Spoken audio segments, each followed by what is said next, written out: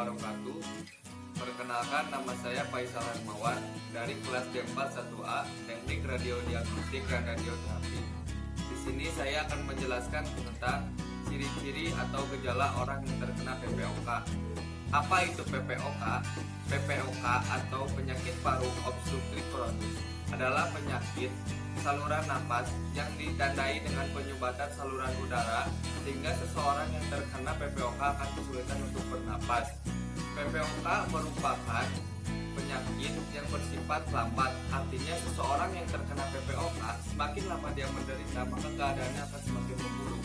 PPOK merupakan gabungan dari berbagai macam penyakit. Ada dua jenis utama penyakit PPOK. Yang pertama ada bronkitis kronis dan yang kedua adalah emfisema. Apa itu bronkitis kronis? Bronkitis kronis adalah penyakit paru yang ditandai dengan peradangan pada bagian bronkus yang sering untuk memproduksi banyak lendir sehingga jalur pernapasan tertutup sehingga orang yang terkena PPOK akan mengalami sulit bernapas. Yang kedua adalah emfisema, yaitu kondisi di mana kantung udara mengalami kerusakan atau retak sehingga berkurangnya kelenturan untuk menampung udara yang masuk dan keluar dari dalam paru-paru. 3 faktor tertinggi perkembangan PPOK. Yang pertama adalah merokok, yang kedua faktor lingkungan, dan yang ketiga faktor keturunan. Yang pertama merokok. Kebiasaan merokok dapat menyebabkan PPOK, umumnya pada usia 40 tahun lebih dan orang yang telah memiliki riwayat merokok, karena 90% kasus PPOK berhubungan erat dengan merokok. Yang kedua adalah faktor lingkungan, di mana PPOK timbul dengan orang-orang yang memiliki kedekatan dengan perokok.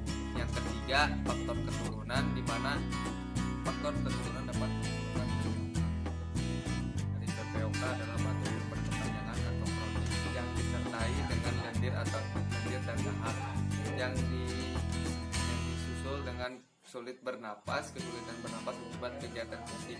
Untuk itu, kenali gejalanya dan Nama saya Ihwani Hidayati Siregar. Saya di sini ingin menjelaskan tentang etiologi PPOK atau penyebab penyakit paru obstruktif kronis. Nah, teman-teman, salah satu penyebabnya itu yaitu asap rokok, kemudian polusi udara, dan selanjutnya itu adanya gas atau partikel yang berbahaya di dalam rumah kita yang rentan terhadap penyakit ini yang berusia 40 tahun ke atas.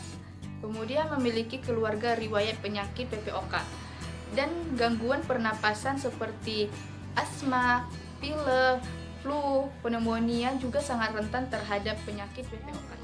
Dan saya akan menjelaskan tentang mekanisme perkembangan penyakit dari paru obstruktif kronis atau yang disebut dengan PPOK.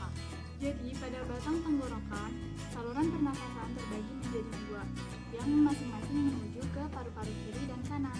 Nah, di dalam paru-paru, saluran pernafasan terbagi lagi menjadi banyak cabang yang berujung pada alveoli. Nah, pada alveoli inilah pertukaran udara terjadi antara oksigen dan karbon dioksida. Paru-paru mengandalkan kelenturan alami dari saluran pernapasan dan alveoli untuk mendorong udara yang berisi karbon dioksida keluar dari tubuh.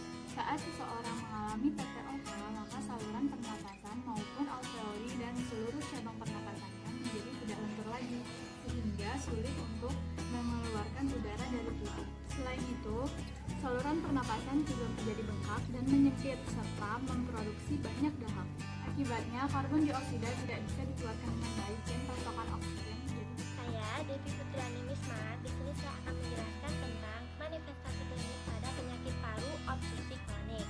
Yang pertama yaitu malfungsi kronis pada sistem pernapasan. Manifestasi ini awalnya ditandai dengan batuk-batuk dan produksi dahak, terutama khususnya di pagi hari. Nah, yang kedua yaitu sesak napas akut. Sesak napas yang semakin lama semakin memberat, sesak bisa berlangsung lama ataupun sesak yang tidak bisa hilang. Yang ketiga yaitu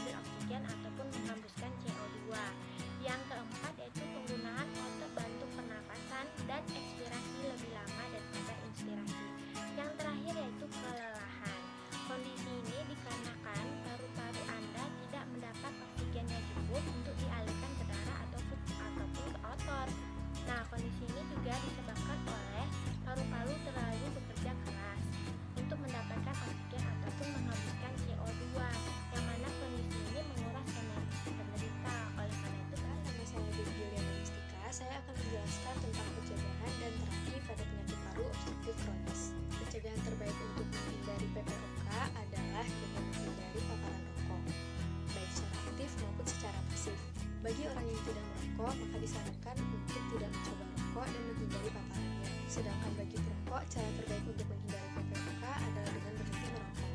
Lalu bagi para pekerja yang bekerja di lingkungan penuh dengan bahan kimia yang dapat mengiritasi paru-paru, maka disarankan untuk menggunakan alat pelindung seperti masker. Selanjutnya adalah terapi oksigen pada penderita PPOK. Untuk menentukan perlu atau tidaknya dilakukan terapi oksigen pada penderita PPOK, maka akan dilakukan pemeriksaan untuk mengukur kadar oksigen di dalam darah.